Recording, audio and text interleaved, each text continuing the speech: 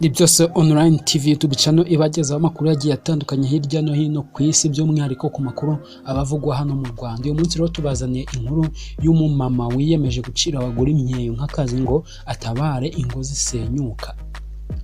Ni umugenzo umaze igihe ukorwa na benshi mu banyarwanda kazi, ariko si kenshi wumva hari ujya mu ruhame ngo avuge ko yaciye imyeyo cyangwa hari uwo yafashije kubikora. Nyirashumbusho Asia, umubyeyi w'abana 5 utuye mu murenge wa Ngoma, akarere ka Huye, we siko bimeze kuko amaze igihe kinini atunzwe no gucira abakobwa n'abagore imyeyo. Uyu mubyeyi yabwiye ikinyamakuru cyane mu Rwanda ko yatangiye gucira abagore n'abakobwa imyeyo muri 2013 nyuma yo kubona ko uyu muco uri kugenda ucika kandi ubu ukenewe gukorwa n'abakobwa b'abanyamujyi batari bake.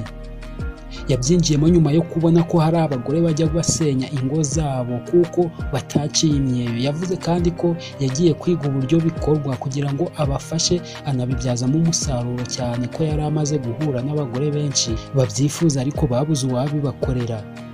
Yagize ati, iyo ugiye gushaka ubucuruzi wakora ureba ikintu abantu bakeneye kitari cyaboneka. Nanjye nuko natangiye kubona abakobwa batandukanye bashaka guca imyeyo, bintera gukora ubushakashatsi, nsanga hari benshi babishaka ariko batagira abantu babibafashamo. Njya muri ayo mahugurwa noneho ntangira kubibakorera. Nyirashumbusho yavuze ko gucira abagore batandukanye imyeyo bimutunze we n'abana be, ndetse amaze no kubikuramo inzu ifite agaciro karenga miliyoni 5. Yavuze kandi ko kuva yatangira akazi ko gucira abagore imyeyo amaze kubikorera abagera ku 100.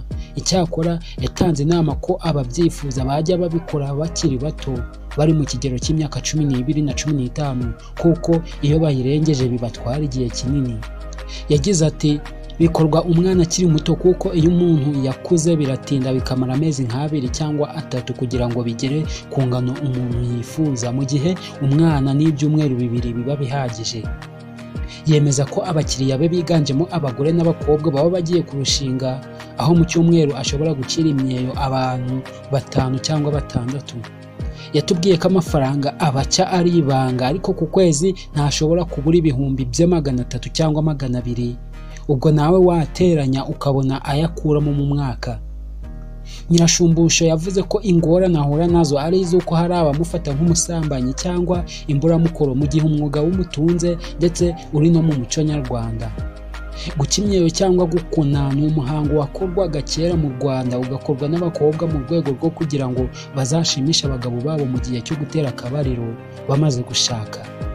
Ubundi kera abana b'abakobwa bamenyaga uyu muco bawutojwe na ba nyina cyangwa se ba nyirasenge, abo bana nabo bakawuherereza abandi bityo.